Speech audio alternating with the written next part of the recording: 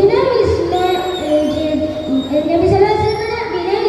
പ്രകടമാക്കുന്ന ഏതാനും ചില സംഭവങ്ങൾ നിങ്ങളുമായി പങ്കുവെക്കാൻ ഞാൻ ആഗ്രഹിക്കുന്നു. പല വേളകളിലും നബി സല്ലല്ലാഹു അലൈഹി വസല്ലമ തങ്ങളുടെ കാലിൽ നീര് കെട്ടി വീർക്കുവോളം രാത്രി നിസ്കാരം നിർവഹിച്ചപ്പോൾ അത് കണ്ട ആയിഷ റളിയല്ലാഹു ഒരു ദിവസം ചോദിച്ചു, അങ്ങേക്ക് മുൻ കഴിഞ്ഞതും വരാനുള്ളതുമായ പാപം അല്ലാഹു പുറത്തു തന്നിട്ടും പിന്നെ എന്തിനാണ് ഈ പ്രയാസപ്പെടൽ? അപ്പോൾ നബി സല്ലല്ലാഹു അലൈഹി വസല്ലമ തങ്ങൾ പറഞ്ഞു, അഫലാ അകൂന അബ്ദു ശകൂർ, ഞാൻ നന്ദിയുള്ള അടിമയാവേണ്ട ആയിഷ എന്നായിരുന്നു.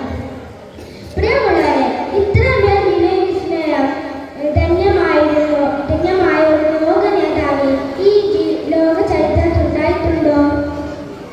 സ്വർഗീയ ഉദ്ഘാടനമാണെങ്കിലും അഹങ്കരിക്കാൻ മറ്റു കഴിവുണ്ടെങ്കിലും അവിടുന്ന് സദാ വിനയാനന്ദനായി ജീവിച്ചു. പ്രിയമുള്ളവരെ, ഇങ്ങനെ എന്നെ തിട്ടപ്പെടുത്താത്ത വിധം വിനയവിസ്മയങ്ങൾ കൊണ്ട് ധന്യമായിരുന്നു അഷ്റഫുൽ ത്വാഹ റസൂൽ സല്ലല്ലാഹു അലൈഹി വസല്ലമ തങ്ങളുടെ ജീവിതം. ആ പുണ്യപ്രവാചകന്റെ പേര് ധാരാളം സ്വലാത്തുകൾ ചൊല്ലണം. അവിടുത്തെ മാർഗം പിൻപറ്റി ജീവിക്കാനും നാഥൻ തൗഫീഖ് നൽകുമാറാകട്ടെ. ആമീൻ.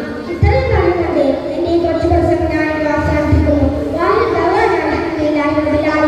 അസ്സലാമു അലൈക്കും.